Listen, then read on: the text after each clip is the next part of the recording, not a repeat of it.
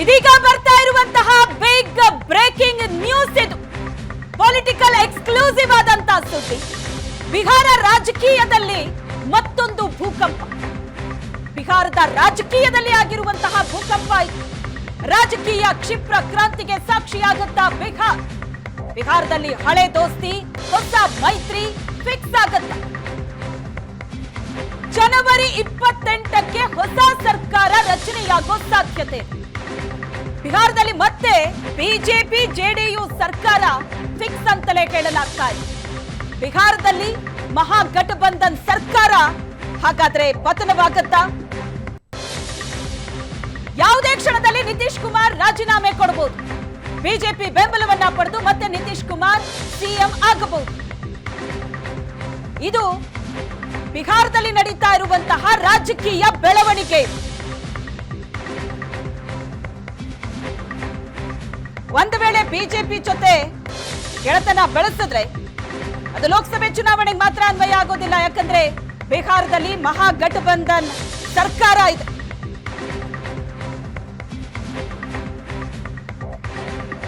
ಬಿಹಾರ ರಾಜಕೀಯದಲ್ಲಿ ಆಗ್ತಾ ಇರುವಂತಹ ಭೂಕಂಪ ಯಾವುದೇ ಸಮಯದಲ್ಲಿ ಏನು ಬೇಕಾದ್ರೂ ಆಗಬಹುದು. ಬಹಳ ದೊಡ್ಡ ಹೊಡೆತ ಇದು ಮಹಾಗಠಬಂಧನ್. ಈಗಾಗಲೇ ಲೋಕಸಭೆ ಚುನಾವಣೆ ಸೀಟು ಹಂಚಿಕೆ ವಿಚಾರದಲ್ಲಿ ಟಿಎಂಸಿ ಎಎಪಿ ಪಕ್ಷಗಳು ಕಾಂಗ್ರೆಸ್ಗೆ ಶಾಕ್ ಕೊಟ್ಟಿದೆ. ಈಗ ಬಿಹಾರ ಕೂಡ ಅದೇ ಹಾದಿಯಲ್ಲಿದೆ. ಈ ಬಗ್ಗೆ ಹೆಚ್ಚಿನ ಡೀಟೇಲ್ಸ್ ಅನ್ನ ಕೊಡ್ತಾರೆ ನ್ಯೂಸ್ ಡೆಸ್ಕ್ ಇಂದ ಶಶಿಶೇಖರ್ ಸಂಪರ್ಕದಲ್ಲಿದ್ದಾರೆ. ಶಶಿಶೇಖರ್, ಬಿಹಾರ ರಾಜಕೀಯದಲ್ಲಿ ಆಗಿರುವಂತಹ ಭೂಕಂಪ ಇದು. ಮಹಾಗಠಬಂಧನ್ ಅಂತ ನೋಡೋದಕ್ಕೋದ್ರೆ ಬಿಹಾರದಲ್ಲಿ ಆಡಳಿತ ಇದೆ, ಅಲ್ಲೂ ಕೂಡ ಹೊಸದಾಗಿ ಸರ್ಕಾರ ರಚನೆ ಆಗತ್ತೆ. ಮತ್ತೊಂದು ಕಡೆ ಎಎಪಿ ಮತ್ತು ಟಿಎಂಸಿ ಪಕ್ಷಗಳು ಈಗಾಗಲೇ ಹೊಡೆತ ಕೊಟ್ಟಿದೆ ಇಂಡಿಯಾ ಮೈತ್ರಿಕೂಟಕ್ಕೆ. ಇದು ಬಹಳ ದೊಡ್ಡ ಹೊಡೆತ ಹಾಗಾದ್ರೆ. ನಿಶ್ಚಿತವಾಗಿ ಶ್ವೇತಾ, 2015ರಿಂದ ಈವರೆಗೆ 5 ಬಾರಿ ಬಿಹಾರ ರಾಜಕೀಯದಲ್ಲಿ ಕ್ಷಿಪ್ರ ಕ್ರಾಂತಿಗಳಾಗಿದ್ದಾವೆ. ಆ ಎಲ್ಲ ಕ್ಷಿಪ್ರ ಕ್ರಾಂತಿಗಳಿಗೂ ಕಾರಣ ನಿತೀಶ್ ಕುಮಾರ್ ಅವರು ಒಂದು ಬಾರಿ ಒಂದು ಪಕ್ಷದಲ್ಲಿದ್ದರೆ ಮತ್ತೊಂದು ಬಾರಿ ಒಂದು ಕಡೆ ಇರ್ತಾರೆ. ಬಿಜೆಪಿಯ ಜೊತೆ ಒಂದೆರಡು ಬಾರಿ ಸರ್ಕಾರವನ್ನು ಮಾಡಿದರು. ಆನಂತರ RJD ಜೊತೆಗೆ ಮೈತ್ರಿ ಮಾಡಿಕೊಂಡ್ರು. ಈ ರೀತಿಯಾಗಿ 5 ಬಾರಿ ಕಳೆದ 9 ವರ್ಷಗಳಲ್ಲಿ 5 ಬಾರಿ ತಮ್ಮ ಅಲಯನ್ಸನ್ನು ಶಿಫ್ಟ್ ಮಾಡಿದ್ದಾರೆ. ಈಗ ಯಾವುದೇ ಕ್ಷಣದಲ್ಲಿ ನಿತೀಶ್ ಕುಮಾರ್ ರಾಜೀನಾಮೆಯನ್ನು ಕೊಡಬಹುದು. ತಕ್ಷಣವೇ ಬಿಜೆಪಿಯ ಜೊತೆ ಮೈತ್ರಿ ಮಾಡಿಕೊಂಡು ಬಿಜೆಪಿಯ ಜೊತೆಗೆ ಸರ್ಕಾರ ಮಾಡಬಹುದು ಅನ್ನುವ ಹಂತಕ್ಕೆ ಬಿಹಾರದ ಮಹಾಗಠಬಂಧನ ಬಂದು ನಿಂತಿದೆ. ಯಾವುದೇ ಕ್ಷಣದಲ್ಲಿ ರಿಸೈನ್ ಮಾಡಬಹುದು. ನಿನ್ನೆ ಹೆಚ್ಚು ಕಡಿಮೆ ಕೊನೆಯ ಕ್ಯಾಬಿನೆಟ್ ಮೀಟಿಂಗ್ ಆಗಿತ್ತು. 15 ನಿಮಿಷಗಳ ಕಾಲ ನಡೆದಂತಹ ಆ ಕ್ಯಾಬಿನೆಟ್ ಮೀಟಿಂಗ್ನಲ್ಲಿ ತೇಜಸ್ವಿ ಯಾದವ್ ಮತ್ತು ನಿತೀಶ್ ಕುಮಾರ್ ಪರಸ್ಪರ ಮುಖ ನೋಡ್ಕೊಳ್ಳೋದಿಲ್ಲ, ಮಾತಾಡೋದಿಲ್ಲ. ಅಧಿಕಾರಿಗಳು ಮುಂದಿಟ್ಟ 3 ಪ್ರಸ್ತಾವನೆಗಳಿಗೆ ಸಹಿ ಹಾಕ್ತಾರೆ. ನಿತೀಶ್ ಕುಮಾರ್ ಅಲ್ಲಿಂದ ಎದ್ದೋಗ್ತಾರೆ. ಈ ಬೆಳವಣಿಗೆ ನಿನ್ನೆ ಒಂದು ಫೈನಲ್ ಹಂತಕ್ಕೆ ಬಂದಿದೆ. ನಿನ್ನೆ ರಾತ್ರಿ JP ನಡ್ಡಾ ಮತ್ತು ಅಮಿತ್ ಶಾ ಅವರ ಮನೆಯಲ್ಲಿ JP ನಡ್ಡಾ ಮತ್ತು ಬಿಹಾರದ ಬಿಜೆಪಿ ನಾಯಕರುಗಳು ತಡರಾತ್ರಿಯವರೆಗೂ ಚರ್ಚೆ ಮಾಡಿದ್ರು. ಬಿಹಾರದ ರಾಜಕೀಯದ ವಿಚಾರವಾಗಿ ಒಂದಷ್ಟು ಷರತ್ತುಗಳನ್ನು ಆರಂಭದಲ್ಲಿ ಬಿಜೆಪಿ ನಾಯಕರು ವಿಧಿಸಿದ್ರು. ನಿತೀಶ್ ಕುಮಾರ್ ವಾಪಸ್ಸು ಬಿಜೆಪಿ ಜೊತೆ ಮೈತ್ರಿ ಮಾಡಿಕೊಳ್ಳೋದೇ ಆದರೆ ಮುಖ್ಯಮಂತ್ರಿ ಸ್ಥಾನವನ್ನು ಬಿಟ್ಕೊಡ್ಬೇಕು ಬಿಜೆಪಿಗೆ ಅಂತ. ಆದರೆ ಈಗ ನೋಡ್ತಾ ಇದ್ರೆ ನಿತೀಶ್ ಕುಮಾರ್ ಅವರೇ ಬಿಜೆಪಿ ಜೊತೆ ಮೈತ್ರಿ ಮಾಡಿಕೊಂಡು ಅವರೇ ಮತ್ತೆ ಸಿಎಂ ಆಗಿ ಪ್ರಮಾಣ ವಚನ ಸ್ವೀಕರಿಸ್ತಾರೆ ಅನ್ನುವ ಮಾತುಗಳು ಕೇಳಿ ಬರ್ತಾ ಇದ್ದಾವೆ. ಯಾವುದೇ ಕ್ಷಣದಲ್ಲಿ ಇವತ್ತು ಸಂಜೆಯ ಒಳಗೆ ನಿತೀಶ್ ಕುಮಾರ್ ಮುಖ್ಯಮಂತ್ರಿ ಸ್ಥಾನಕ್ಕೆ ರಾಜೀನಾಮೆಯನ್ನು ಸಲ್ಲಿಸಬಹುದು. ಭಾನುವಾರ ಬಿಜೆಪಿಯ ಜೊತೆ ಮತ್ತೆ ಸರ್ಕಾರ ರಚನೆ ಮಾಡಬಹುದು. ನಿತೀಶ್ ಕುಮಾರ್ ಭಾನುವಾರ ಪ್ರಮಾಣ ವಚನವನ್ನು ಸ್ವೀಕಾರ ಮಾಡ್ತಾರೆ ಅನ್ನುವಂತಹ ಮಾತುಗಳಿವೆ. ಯಾಕಂದರೆ ಫೆಬ್ರವರಿ 4ನೇ ತಾರೀಕು ಪ್ರಧಾನಮಂತ್ರಿ ನರೇಂದ್ರ ಮೋದಿ ಬಿಹಾರಕ್ಕೆ ಬರ್ತಾ ಇದ್ದಾರೆ. 11,000 ಕೋಟಿ ಮೌಲ್ಯದ ಪ್ರಾಜೆಕ್ಟ್ಗಳನ್ನು ಉದ್ಘಾಟನೆ ಮಾಡೋದಕ್ಕೆ ಮೋದಿ ಬರ್ತಿದ್ದಾರೆ.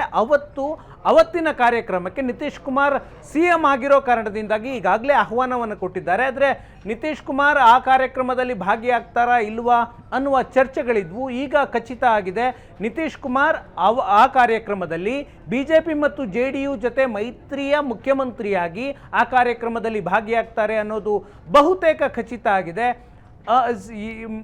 ಮೈತ್ರಿಯ ಸ್ವರೂಪ ಯಾವ ರೀತಿ ಇರಬೇಕು ಅನ್ನೋದು ನಿನ್ನೆಯಿಂದ ಚರ್ಚೆ ಆಗ್ತಾ ಇದೆ. 2020ರಲ್ಲಿ ಎಲೆಕ್ಷನ್ ಆದಾಗ ಆರಂಭದಲ್ಲಿ ಬಿಜೆಪಿಯ ಜೊತೆಗೆ ನಿತೀಶ್ ಕುಮಾರ್ ಮೈತ್ರಿಯನ್ನು ಮಾಡಿಕೊಂಡಿದ್ರು. ಅದೇ ಸೂತ್ರವನ್ನು ಈಗಲೂ ಕೂಡ ಮುಂದುವರಿಸುವಂತಹ ಸಾಧ್ಯತೆ ಇದೆ. 122 ಮ್ಯಾಜಿಕ್ ನಂಬರ್ ಬಿಹಾರದಲ್ಲಿ. ಆದರೆ RJD ಮತ್ತು ಕಾಂಗ್ರೆಸ್ ಮತ್ತು ಎಡಪಕ್ಷಗಳ ಮೈತ್ರಿಕೂಟಕ್ಕೆ ಜೆ ಡಿ ಯು ಹೊರ ಬಂದರೂ ಕೂಡ 8 ಸ್ಥಾನಗಳ ಕೊರತೆ ಅಷ್ಟೇ ಆಗುತ್ತೆ. ಬಹುಮತಕ್ಕೆ ಕೇವಲ 8 ಸ್ಥಾನಗಳ ಕೊರತೆ ಆಗುತ್ತೆ. ಇತರೆ ಪಕ್ಷಗಳೆಲ್ಲವೂ ಸೇರಿದರೆ, ಪಕ್ಷೇತರರೆಲ್ಲವೂ ಸೇರಿದರೆ 6 ಜನ ಇದ್ದಾರೆ. ಆಗಲೂ ಅವರಿಗೆ 2 ಕೊರತೆ ಆಗುತ್ತೆ. ಒಂದಷ್ಟು ಪೊಲಿಟಿಕಲ್ ಹೈಡ್ರಾಮಕ್ಕೆ ಬಿಹಾರ ಸಾಕ್ಷಿಯಾಗುವ ಎಲ್ಲ ಲಕ್ಷಣಗಳು ಇದ್ದಾವೆ. ಒಂದು ವೇಳೆ RJD ಮತ್ತು ಕಾಂಗ್ರೆಸ್ನವರು BJP ಮತ್ತು JDSನ 7-8 MLAಗಳನ್ನು ವಿಧಾನಸಭೆಗೆ ಬರದಂತೆ ತಡೆಯುವ ಪ್ರಯತ್ನ ಮಾಡಿದರೆ ಮಹಾಗಠಬಂಧನದ ಸರ್ಕಾರ ಮತ್ತೆ ತೇಜಸ್ವಿ ಯಾದವ್ ನೇತೃತ್ವದಲ್ಲಿ ಉಳಿದುಕೊಳ್ಳುವಂತಹ ಸಾಧ್ಯತೆಯೂ ಕೂಡ ಇರುತ್ತೆ. ಹಾಗಾಗಿ BJP ಮತ್ತು JDUನ ನಾಯಕರು ತಮ್ಮ MLAಗಳನ್ನು ಸೆಕ್ಯೂರ್ ಮಾಡಿಕೊಳ್ಳುವಂತಹ ಪ್ರಯತ್ನವನ್ನು ಮಾಡ್ತಾ ಇದ್ದಾರೆ. ಶ್ವೇತಾ, ಕಳೆದ 20 ವರ್ಷಗಳಲ್ಲಿ 19 ವರ್ಷ ನಿತೀಶ್ ಕುಮಾರ್ ಬಿಹಾರದ CM ಆಗಿದ್ದಾರೆ. 2005ರಿಂದ 2024ರವರೆಗೆ 19 ವರ್ಷ ನಿತೀಶ್ ಕುಮಾರ್ CM ಆಗಿದ್ದಾರೆ. 5 ಬಾರಿ ಅಲಯನ್ಸ್ ಅನ್ನು ಚೇಂಜ್ ಮಾಡಿದ್ದಾರೆ. ಆದರೂ ಕೂಡ ಅವರೇ ಮುಖ್ಯಮಂತ್ರಿ ಆಗಿದ್ದಾರೆ. ಮಧ್ಯದಲ್ಲಿ ಜಿತಿನ್ ಕುಮಾರ್ ಮಾಂಜಿ ಅವರಿಗೆ CM ಸ್ಥಾನವನ್ನು ಬಿಟ್ಟುಕೊಟ್ಟಿದ್ರು. ಅದು ಬಿಟ್ಟರೆ ನಿರಂತರವಾಗಿ ಬಿಹಾರದಲ್ಲಿ ಮುಖ್ಯಮಂತ್ರಿಯಾಗಿದ್ದಾರೆ. ಈಗ ಮತ್ತೆ ಅಲಯನ್ಸ್ ಅನ್ನು ಚೇಂಜ್ ಮಾಡಿದರೆ ಇದು 5ನೇ ಬಾರಿ ಆಗುತ್ತೆ. 2005ರಿಂದ BJPಯ ಜೊತೆಗೆ ನಿತೀಶ್ ಕುಮಾರ್ ಮೈತ್ರಿ ಇತ್ತು. 2005ರಿಂದ 2014ರವರೆಗೆ ಈ ಮೈತ್ರಿ ಮುಂದುವರಿಕೊಂಡು ಬರುತ್ತೆ. 2014ರಲ್ಲಿ 2013ರ ಅಂತ್ಯದಲ್ಲೇ ನರೇಂದ್ರ ಮೋದಿಯವರನ್ನು ಪ್ರಧಾನಮಂತ್ರಿ ಅಭ್ಯರ್ಥಿ ಅಂತ BJP ಘೋಷಿಸುತ್ತೆ. ಮೋದಿಯವರ ಬಗ್ಗೆ ನಿತೀಶ್ ಕುಮಾರ್ಗೆ ಒಂದಷ್ಟು ರಿಸರ್ವೇಷನ್ ಇರುತ್ತೆ, ಅಸಮಾಧಾನ ಇರುತ್ತೆ. ಆ ಕಾರಣಕ್ಕಾಗಿ 2014ರ ಲೋಕಸಭಾ ಚುನಾವಣೆಯನ್ನ ನಿತೀಶ್ ಕುಮಾರ್ ಏಕಾಂಗಿಯಾಗಿ ಸ್ಪರ್ಧೆ ಮಾಡ್ತಾರೆ, ಹೀನಾಯವಾಗಿ ಸೋಲ್ತಾರೆ. ಆ ನಂತರ 2015ರಲ್ಲಿ ಅವರು ತಮ್ಮ ಅಲಯನ್ಸ್ ಅನ್ನ ಚೇಂಜ್ ಮಾಡ್ತಾರೆ. 2015ರಲ್ಲಿ RJD ಮತ್ತು ಕಾಂಗ್ರೆಸ್ನ ಜೊತೆಗೆ ಮೈತ್ರಿ ಮಾಡಿಕೊಂಡು ಮಹಾಗಠಬಂಧನ ಮಾಡಿಕೊಂಡು ಅಧಿಕಾರಕ್ಕೆ ಬರ್ತಾರೆ. 2017ರಲ್ಲಿ RJD ಅವರು ಭ್ರಷ್ಟಾಚಾರವನ್ನು ಮಾಡ್ತಾ ಇದ್ದಾರೆ ಎನ್ನುವ ಕಾರಣವನ್ನು ಕೊಟ್ಟು ಮತ್ತೆ BJP ಜೊತೆಗೆ ಬಂದು BJPಯ ಜೊತೆಗೆ ಮೈತ್ರಿ ಮಾಡಿಕೊಂಡು ಸರ್ಕಾರವನ್ನು ಮಾಡ್ತಾರೆ. 2020 BJP ಜೊತೆಗೆ ಮೈತ್ರಿ ಮಾಡಿಕೊಂಡು ಸರ್ಕಾರವನ್ನು ಮಾಡ್ತಾರೆ, ಎಲೆಕ್ಷನ್ಗೆ ಹೋಗ್ತಾರೆ, ಗೆಲ್ತಾರೆ. ಮತ್ತೆ 2022ರಲ್ಲಿ RJD ಜೊತೆಗೆ ಹೋಗಿ ಮೈತ್ರಿ ಮಾಡ್ಕೊಳ್ತಾರೆ. 2020ರಿಂದ 2025 ಈ 5 ವರ್ಷಗಳ ಅವಧಿಯ ಸರ್ಕಾರ 3 ಬಾರಿ ಚೇಂಜ್ ಆಗ್ತಾ ಇದೆ. BJP ಜೊತೆಗೆ ಮೈತ್ರಿ ಮಾಡ್ಕೊಂಡಿದ್ರು, ಆ ನಂತರ ಬಿಟ್ಟು ಈಗ RJD ಜೊತೆಗೆ ಬಂದಿದ್ದಾರೆ, ಈಗ ಮತ್ತೆ BJPಯ ಜೊತೆಗೆ ಬರ್ತಿದ್ದಾರೆ. ನಿತೀಶ್ ಕುಮಾರ್ ಈ ದೇಶದ ರಾಜಕೀಯದಲ್ಲಿ ಆಯಾರಾಮ್ ಗಯಾರಾಮ್ ಅಂತ ಬಹಳಷ್ಟು ಉದಾಹರಣೆಗಳನ್ನು ಕೊಡ್ತಾರೆ. ಪಕ್ಷಾಂತರ ಮಾಡುವಂತಹ ವಿಷಯದಲ್ಲಿ, ಮೈತ್ರಿಯನ್ನ ಚೇಂಜ್ ಮಾಡುವ ವಿಷಯದಲ್ಲಿ ಈಗ ಬಹಳ ದೊಡ್ಡ ಇಂಟ್ರೆಸ್ಟಿಂಗ್ ಫ್ಯಾಕ್ಟರ್ ಆಗಿದೆ. ಈಗ ಏನಾಗತ್ತೆ ಹಾಗಾದ್ರೆ ಬಿಹಾರ್ ಪಾಲಿಟಿಕ್ಸ್ ಅನ್ನೋದನ್ನ ಕಾದು ನೋಡ್ಬೇಕು.